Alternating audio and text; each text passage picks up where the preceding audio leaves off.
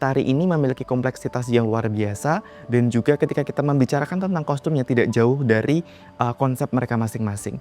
Jadi banyak sekali karya-karya yang sekarang bahkan meninggalkan kita hanya membutuhkan geraknya saja tapi tidak kostumnya. Harus memiliki research yang panjang. Apakah warna merah ini nanti kalau pakai lighting kuning bagus di background yang warna hitam? Apakah nanti background warna putih kita gunakan kostum warna coklat, terus habis itu dengan lighting warna putih dan merah itu bagus? Itu semuanya harus dipikirkan. Jadi semata-mata kostum tidak hanya merepresentasikan dari karya tersebut, namun juga difikirkan. Sangat perlu dan penting dan fundamental sekali menurutku untuk seorang penari memahami fungsi dari setiap kostum yang ada yang menempel pada tubuhnya itu seperti apa dan gunanya untuk apa. Selamat datang Kak Maul di podcast Ngobrol Bareng LDT. Karena kemarin kita udah bahas tentang isu pangan, kali ini kita akan bahas mengenai sandang yang khususnya di bagian kostum tari, karena Kak Maul sendiri kan seorang penari kan. Iya. Boleh kenalan dulu Kak Maul biar teman-teman di rumah tahu nih. Kenalin semuanya, namaku Maulana, biasanya dipanggil Maul. Aku aslinya dari Klaten, Jawa Tengah. Jadi tetangganya Jogja, tetangganya Solo juga, di antara Solo dan Jogja. Gitu, aku alumni ISI Surakarta. Kemarin banget baru wisuda itu tanggal 15 Oktober gitu. Nah, boleh sedikit kasih cerita tentang perjalanan kamu dong, gimana sih kok kamu memilih untuk menjadi seorang penari? Oke, kalau menari sendiri sebetulnya aku TK itu udah mulai mengikuti beberapa event tari ya. Menarinya kalau anak-anak TK kan pasti tari-tari kreasi buat anak-anak seperti itu. Lalu untuk sampai di ranah kenapa aku memilih jurusan tari untuk mendalami seni tari sendiri adalah sebetulnya itu adalah my second choice, pilihan kedua aku. Ketika dulu SBMPTN, masih SBMPTN ya namanya dulu waktu itu, ada dua pilihan, aku memilih komunikasi dan seni tari. Nah tapi somehow dalam perjalanannya mungkin karena aku memilih tari dan aku memikirkan bahwa ternyata setiap rencana dari Tuhan itu selalu yang terbaik seperti itu. Walaupun aku merencanakan untuk menjadi mahasiswa komunikasi, tapi when I'm live di lingkungan teman-teman yang komunikasi, pasti aku ketemu sama orang-orang yang pintar berkomunikasi juga. Dan ternyata ketika aku dikasih pilihan yang kedua untuk menjadi seorang penari, di antara banyak penari juga, di sanalah aku bisa explore hal lain, menjadi master of ceremony, jadi moderator, jadi public speaker, karena dalam pertunjukan itu pasti membutuhkan MC kan. Dan di situ aku bisa survive menjadi seorang penari sekaligus bisa menjadi seorang public speaker, seperti itu. Oke, dari pengalaman menari yang tentunya udah banyak banget tarian yang dipelajari, mau tradisi, mau itu kontemporer. Nah, kita mau bicara tentang benar nggak sih kalau kostum itu selalu punya makna atau hanya untuk estetika aja? Lalu, menurut Kak Ma'ul sendiri, apakah setiap kostum tari tradisi itu selalu punya makna tertentu? Terus, seberapa penting pemahaman makna itu untuk seorang penari kayak Kak Ma'ul? Oke, sebelum kita berbicara apakah tari tradisi itu memiliki pemaknaan dalam kostumnya atau kontemporer itu memiliki makna dalam kostumnya atau seperti apa, kita juga harus memahami dulu bahwa yang dipahami orang-orang kontemporer, modern, terus habis itu tradisi itu adalah era. Namun sebetulnya pada dasarnya pengklasifikasian dalam sebuah bentuk tari itu bukan tentang tradisi itu yang zaman dulu. Kontemporer itu yang sekarang, tidak sesimpel itu. Karena tradisi itu sebetulnya adalah yang saya kutip dari yang disampaikan oleh Dr. Wasti Bantolo menyampaikan bahwa tari tradisi itu adalah tari kontemporer yang mampu bertahan minimal 3 generasi. Nah, melalui hal itu kita dapat menyadari bahwa sebetulnya tidak untuk disandingkan antara kontemporer dan tradisi, melainkan itu adalah sebuah karya seni yang mampu bertahan 3 generasi, itu dikatakan sebuah tradisi seperti itu. Dan tradisi sendiri itu juga ada banyak yang mampu bertahan, itu ada tari klasik yang hidup, lahir dan berkembang di lingkungan keraton ataupun kerajaan, dan ada tari klasik kerakyatan yang lahir dari rakyat dan menjadi hiburan rakyat. Nah, disitulah kita mampu menyadari dan memahami bahwa tari ini memiliki kompleksitas yang luar biasa, dan juga ketika kita membicarakan tentang kostumnya tidak jauh dari konsep mereka masing-masing. Dan ketika kita berbicara tari tradisi, tentunya yang saya pahami Surakarta, karena saya kuliah di ISI Surakarta ya. Jadi tari tradisi di Surakarta itu memiliki pakem yang sangat erat sekali. Jadi apalagi ketika itu membawakan sebuah karakter. Namun berjalannya era tentunya sebuah tarian harus mengikutilah ya. Seperti kita melihat ada salah satu tari klasik, yaitu tari Bedoyo Lo-Lo, yaitu menggunakan pakaian yang warna merah dan putih melambangkan Gulo Klopo, dan juga berbagai rician-rician yang lainnya ataupun perintilan-perintilan yang lainnya. Itu menggambarkan maknanya juga sekaligus menggambarkan estetikanya juga. Begitu juga tari-tari yang terlahir baru yang sering kita sebut kontemporer. Padahal kontemporer itu dapat dikatakan sebagai idenya untuk menjadi sebuah tarian seperti itu. Dan sekarang sudah sangat luas sekali dan sangat bebas sekali. Sebuah kostum itu bisa menjadi sebuah makna untuk menyampaikan pesan, tapi juga tentunya kita sebagai seorang koreografer tidak boleh meninggalkan bahwa tari itu yang dilihat bentuknya. Jadi kita tidak boleh meninggalkan estetika secara mata seperti itu. Jadi banyak sekali karya-karya yang sekarang bahkan meninggalkan kita hanya membutuhkan geraknya saja tapi tidak kostumnya. Jadi full menggunakan misalkan yang sangat melekat dengan tubuh ataupun yang sangat ketat sekali dan warna kulit seperti itu. Karena harapannya penonton itu hanya dapat melihat ataupun mampu mendeskripsikan dari geraknya saja, tidak terfokus pada kostumnya. Namun ada juga yang memang sengaja kostumnya itu digunakan untuk mendukung bentuk geraknya. Misalkan ketika menggunakan gerak bahu, ada bagian pom-pom di kanan dan kiri, atau menggunakan sampur, atau menggunakan bentuk-bentuk yang lainnya sebagai kostum sekaligus untuk mendukung dari makna tersebut. Seperti itu. Nah, kita mau main mitos atau fakta nih Kak. Boleh. Yang pertama, Ya. mitos atau fakta warna merah pada kostum tari itu selalu melambangkan keberanian. Kalau dikatakan melambangkan keberanian, ya itu fakta. Tapi kalau selalu melambangkan keberanian itu dikatakan mitos. Karena dalam warna sendiri, bahkan di tradisi sendiri ya, warna merah itu sangat digunakan di banyak aspek dan faktor, maupun keberanian itu yang pertama karena sering banget karena bendera kita merah dan putih melambangkan keberanian dan kesucian. Terus habis itu dalam kostum tari sendiri warna merah itu sangat universal, ada juga dilambangkan sebagai bentuk cinta, ada bahkan dilambangkan bentuk amarah. Maka dari itu beberapa karakter seperti yang memiliki kemarahan, kalau Marico, terus habis itu Buto, itu Yakso gitu tuh biasanya menggunakan warna merah karena dalam karakternya they're full dengan kemarahan seperti itu. Oke, yang kedua ini ada mitos atau fakta kostum tari gambyong itu terinspirasi dari pakaian para penari keraton. Oke, nah ini sangat menarik sekali karena tari gambyong itu bukan sebuah seonggok tari, segelondong tari gitu yang dapat kita deskripsikan, oke ini tari klasik, oke ini tari tradisi, tari keraton. Tapi dia perjalanannya sangat panjang sekali. Dia adalah sebuah tarian yang lahir di rakyat, di lingkungan kerakyatan, namun dia mampu menembus tembok keraton untuk masuk menjadi sebuah tarian yang klasik. Seperti itu. Jadi ketika kita berbicara warnanya, karena yang pertama kali diciptakan oleh Nyi Bei Mintoraras, yaitu penciptanya tari gambyong Pare Anom dulu, itu menggunakan warna kuning dan hijau. Yang itu terinspirasinya awalnya dari Dewi Sri, melambangkan kesuburan dan juga kemakmuran. Seperti itu. Namun tata cara pemakaiannya saya sampaikan tadi, dia adalah yang rakyat seni rakyat tayub atau ledek yang masuk ke lingkungan keraton. Kalau ledek kan bebas ya penggunaannya seperti apa, yang penting mampu menghibur masyarakat. Namun ketika masuk ke era keraton, ke lingkungan keraton di 1970-an itu tuh menggunakan pakem-pakem keraton karena dia tidak, mulai penarinya tidak menyanyi, kalau ledek itu sambil nyanyi, terus menggunakan pakaian-pakaian yang pakem-pakemnya itu pakem-pakem keraton, menggunakan angkin, lalu angkin itu yang kain menutupi itu, terus jarinya menggunakan wiron yang kecil nutup dari kiri seperti itu adalah salah satu bentuk-bentuk pakem keraton yang digunakan dari tari gambyong tersebut, seperti itu. Tapi kayaknya sekarang kita juga tahu kayak kostum tari gambyong itu sekarang udah nggak yang semuanya pakai angkin ya. Iya, Sekarang kayak benar. udah dimodifikasi pakai Betul. kebaya kayak Iya. gitu. Karena mungkin kalau dulu itu tari kerakyatan, sekarang dia kayak masuk ke rakyat lagi, ke Oh iya, desa-desa betul. lagi. Itu udah jadi kayak sesuatu yang tabu ketika Iya. dia pakai angkin yang dadanya terbuka kayak Iya. gitu kan. Oke. Benar. Nah, selanjutnya ada mitos atau fakta kostum tari itu hanya dibuat berdasarkan penata tari. Jadi bukan karena maknanya, tapi karena kreativitas penarinya aja.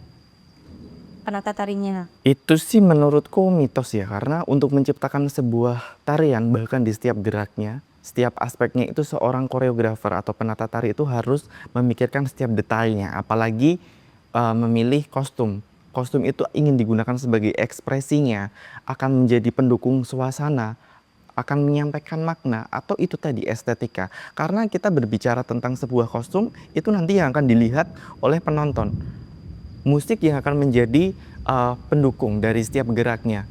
Itu keputusan dari seorang koreografer untuk memilih kostum tersebut juga cukup harus memiliki research yang panjang. Apakah warna merah ini nanti kalau pakai lighting kuning bagus di background yang warna hitam? Apakah nanti background warna putih kita gunakan kostum warna coklat, terus habis itu dengan lighting warna putih dan merah itu bagus? Itu semuanya harus dipikirkan. Jadi semata-mata kostum tidak hanya merepresentasikan dari karya tersebut, namun juga difikirkan apa hasil dari kostum ketika nanti ditampilkan dalam panggung. Seperti itu. Jadi lebih ke makna, itu yang pertama. Kenapa menggunakan kostum ini, kostum A, B, C, apakah itu akan menyampaikan sesuai dengan apa yang koreografer inginkan sampaikan kepada penonton, atau memang kostum tersebut hanya ingin digunakan sebagai pendukung saja. Itu sebetulnya pilihan dari koreografer. Namun untuk survei ataupun untuk research bagaimana kostumnya nanti dibentuk panggung itu perlu panjang sih. Ya. Berarti mungkin ini pemahaman yang nggak semua tahu. Iya. Teman-teman di rumah mungkin mikirnya kalau menari ya udah pentas-pentas aja Iya. kayak gitu. Padahal sebagai penata tari, sebagai penari, semua hal itu harus dipikirkan termasuk kayak warna bajunya, terus lightingnya kayak gitu ya Kak. Kalau kalau dari sisi tari kontemporer itu juga perlu nggak sih kayak tahu makna dari kostum-kostumnya, kayak misalkan kostum tari tradisi, atau maknanya itu bisa muncul dari cara kostum itu dipakai. Oke, betul banget. Jadi menurutku itu sangat penting banget setiap koreografer, setiap pengkarya itu mengerti kostum itu akan dipandang seperti apa. Karena walaupun memang standar kontemporer sekarang, karya-karya zaman sekarang itu adalah standarnya ketika para penonton itu mampu memiliki pemikirannya sendiri. Walaupun nih, dulu saya pernah membuat karya berkaitan dengan perundungan atau bullying. Terus habis itu ketika saya lihat apakah itu tentang kekerasan, apakah itu tentang pergaulan, ternyata penonton itu memiliki point of view yang beda-beda. Itu adalah salah satu keberhasilan ketika sebuah karya itu memiliki keberlanjutan untuk dibahas para penontonnya. Seperti itu. Jadi kembali juga kepada kostum. Ketika seorang pengkarya itu memahami kostum ini akan digunakan seperti apa? Apakah nanti akan menjadi kostum sekaligus properti, atau apakah kostum ini memiliki makna di dalamnya? Itu harus menjadi pilihan yang kuat dan memiliki argumentasi yang tepat untuk menjadikan kostum tersebut nanti di panggung seperti apa. Iya, seperti itu. Oke, apakah penari-penari itu juga perlu tahu makna-makna dari kostum yang mereka pakai? Sangat perlu dan penting dan fundamental sekali menurutku untuk seorang penari memahami fungsi dari setiap kostum yang ada yang menempel pada tubuhnya itu seperti apa dan gunanya untuk apa. Karena ketika seorang penata tari memilih kostum tersebut, pasti penata tari memiliki alasan dan juga argumentasi yang sudah diriset cukup panjang untuk memilih kostum tersebut. Jadi sebagai penari, ekspresi seperti apa ketika saya menggunakan kostum yang seperti ini, dan penjiwaannya seperti apa ketika saya menggunakan kostum yang minim dan tidak banyak mendukung gerakan. Tentunya saya harus menggunakan gerakan yang lebih luas, lebih lebar dengan volume yang lebih tinggi daripada biasanya ketika saya menggunakan kostum yang sudah mendukung. Seperti itu menurut saya. Dan contohnya misalkan di kanan dan kiri ada rumbai-rumbai. Nah, ketika kita gunakan bahu untuk bergerak, itu dia gerakan dikit aja sudah membuat gerakannya itu seperti besar. Namun ketika tidak ada, itu bagaimana tubuh kita mampu untuk mengkomparasi dan menggunakan gerakan-gerakan yang jauh lebih bisa dilihat seperti itu. Karena yang langsung dilihat adalah tubuh kita. Seperti itu kalau menggunakan kostum-kostum yang minim. Itu termasuk yang kayak penari itu harus bisa wiroko, wiromo, wiroso kayak gitu Iya, ya Kak. betul banget. Selain dia ngerasain tarinya, apa gerakannya apa, dia juga bisa menghidupkan kostum-kostum tarinya. Iya, bahkan secara teknis kostum itu juga sangat penting ketika nanti bagaimana ketika misalkan kalau penari tradisi kan gunanya stagen ya. Ketika stagennya lepas, bagaimana sih saya memposisikan sebagai penari dan di atas panggung, bagaimana saya tetap posisi tenang ketika ada kesalahan pada kostum saya. Mengenali kostum itu sangat penting dan fundamental ketika menjadi seorang penari. Ketika kita menggunakan jarik yang panjang, samparan, nah bagaimana supaya kita tidak keserimpet gitulah bahasa Jawanya ya. Terus dengan kostum-kostum dengan tantangan lain-lainnya seperti itu. Setiap kostum punya tantangannya masing-masing. Jadi seorang penari, tidak hanya penata tari, itu harus memahami setiap tantangan yang ada pada setiap kostum seperti itu. Kak Maul, kita kan tahu kayak Bu Desa itu, ya mungkin Kak Maul udah pernah dapet stigma lah. Iya. Misalkan penari itu identik dengan perempuan, terus lemah gemulai, kayak gitu. Dari Kak Maul sendiri, bisa kasih sedikit motivasi atau pesan buat adik-adik di LGT. Siapa tahu mereka mau juga jadi seorang penari, entah mereka cowok atau cewek. Terlebih Kak Maul kan juga jadi seorang penari laki-laki. Iya. Mungkin kasih sedikit motivasinya buat teman-teman bisa. Oke, buat teman-teman ya yang mungkin paradigma dan stigma itu akan selalu ada di setiap langkah yang kita pilih.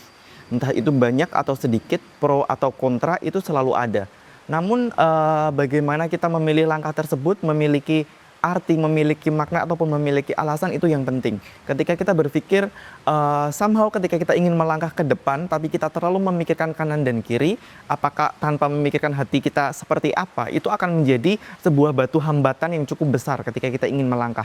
Jadi menurutku memang itu sebuah resiko untuk menjadi ataupun mengambil setiap hal, tidak hanya tari ya bahkan. Dan kita harus menyadari what is the consequences, apa sih konsekuensinya ketika kita mengambil setiap hal, tidak hanya tari. Dan ketika saya memilih menjadi seorang penari ataupun mengambil jurusan tari, saya harus menyadari bahwa ketika orang berbicara, wong lanang kok jebuk tari, laki-laki kok ngambil tari, karena apakah pengen menjadi penari, apakah pengen menjadi banci. Kita harus paham apa jawaban yang tepat dan apa jawaban yang benar dan apa pembuktian yang harus kita lakukan. Dan tari itu adalah gerakan dari sebuah tubuh yang estetik. Jadi tidak terbatas pada gender saja. Namun nari itu menurut saya adalah mimpi. Dan walaupun tadi saya jelaskan bahwa jurusan ini adalah jurusan kedua, namun saya menyadari bahwa ternyata setiap hal yang direncanakan oleh Tuhan ataupun ditakdirkan itu pasti hal yang terbaik untuk kita. Dan buat teman-teman yang ingin menjadi seorang penari, laki-laki ataupun perempuan dan siapapun Anda, menurut saya kita harus menyadari bahwa estetika itu adalah bagian terakhir dari kehidupan. Dan bagaimana bagian terakhir itu menjadi yang pertama di depan. Karena menurut saya sendiri, setelah saya lama berkecimpung di estetika, yaitu di seni, bagian terakhir itu adalah estetika. Karena yang pertama itu adalah logika, yang kedua etika, dan yang terakhir itu estetika. Bagaimana sebuah estetika itu mampu memiliki logika dan mampu memiliki etika. Ketika kita memahami tiga konsep ini, kita akan tahu mana yang harus dijawab, mana yang harus itu ya udah. Kayak gitu. Karena kita tidak bisa merubah paradigma semua orang, namun kita mampu merubah diri kita. Ketika kita nanti mampu membuktikan, I can be good dancer, aku bisa menjadi seorang penari yang luar biasa. Dan menari itu tidak semata-mata hanya geol-geol, tidak hanya semata-mata menjadi hiburan saja, namun tari itu adalah sebuah makna dan jiwa. Seperti itu menurut saya. Oke, menarik sekali. Dan apa sih kemungkinan-kemungkinan yang bisa kita lakukan ketika mungkin udah belajar tari, tapi kita gagal nggak jadi penari. Iya. Kira-kira apa, Kak? Oke, ketika kita belajar jangan memikirkan finansial yang pertama. Tidak ada kata terlambat, tidak ada kata muspro, tidak ada kata sia-sia dalam belajar. Jadi ketika kita sudah mempelajari satu hal, sia-sia dong kalau kamu udah belajar 4 tahun sebagai sarjana seni, namun endingnya kamu nggak jadi penari. Tidak ada yang sia-sia dalam belajar. Dan kategori kata pintar itu adalah sebuah paradigma lagi. Kata orang-orang pintar itu adalah mereka yang mampu berhitung dengan ilmu fisika ataupun matematika. Namun pintar itu jauh lebih luas daripada itu. Mampu memaknai sebuah gerak, mampu memaknai sebuah visual. Itu adalah salah satu cerdas dalam berkesenian. Dan ketika saya belajar di ISI Surakarta, banyak hal yang saya dapatkan. Ketika saya memiliki bekal public speaking, kemudian saya di ISI Surakarta, saya tidak hanya menari saja. Namun tadi setiap pertunjukan yang membutuhkan master of ceremony, setiap pertunjukan yang membutuhkan talk show setelahnya, itu memerlukan seorang public speaker. Dan ketika kita hanya bisa menari saja, kita akan berakhir pada seorang penari. Namun ketika kita mampu public speaking, kita mampu memiliki talent-talent yang lain, multi talent, itu hal yang dibutuhkan di zaman sekarang. Karena kita tidak bisa menggantungkan hidup kita itu hanya terbatas satu talent, dan satu talent itu pun memerlukan talent-talentnya lainnya. Menari misalkan, kita tidak hanya membutuhkan kepintaran dalam menari dan mengelola tubuh. Kita harus memiliki kecerdasan dalam research. Kita harus memiliki kecerdasan dalam komunikasi untuk mendapatkan topik-topik yang kita research. Dan kita membutuhkan keperluan-keperluan yang lainnya. Kita membutuhkan talent-talent yang lainnya untuk mendukung supaya kita mampu menjadi seseorang yang jauh lebih baik dan sukses seperti itu. Bahkan teman-teman itu ada yang menjadi MUA sukses, ada yang menjadi MC sukses juga, ada juga yang menjadi catering, ada juga yang bisa mendukung pertunjukan itu menjadi kru, teman-teman kru itu mereka sukses di jalannya masing-masing. Ada jadi lighting crew, karena tari itu tidak sempit, tari adalah gerakan. Tari adalah setiap langkah dalam bentuk tubuh, seperti itu. Namun tari itu banyak sekali, ada yang jadi komposer, bahkan juga ada yang jadi pembuat musik. Dan akhirnya itu nggak sebatas kamu menjadi penari, namun bisa aja dosen, pengajar, mencerdaskan anak bangsa, dan menjadi penyelamat bagi para tradisi-tradisi dan juga setiap hal yang sudah diwariskan oleh para leluhur. Seperti itu. Oke, sangat mantap dan menarik ya Iya, pembahasannya. terima kasih. Kita nggak cuma dapet tentang apa sih kostum tradisi, Iya. apa sih kostum tari kontemporer, bahkan Kak Maul udah menjelaskan banyak hal tentang tari tradisi, tari kontemporer, ketika juga dengan pengalaman-pengalaman dan mungkin tentang stigma seorang penari laki-laki yang lemah lembut dan lain-lain seperti itu. Mungkin teman-teman di rumah bisa menyimak ini sampai selesai dan memantapkan diri untuk yang bercita-cita menjadi penari. Terima Iya. kasih banyak Kak Maul. Sama-sama, Kakak.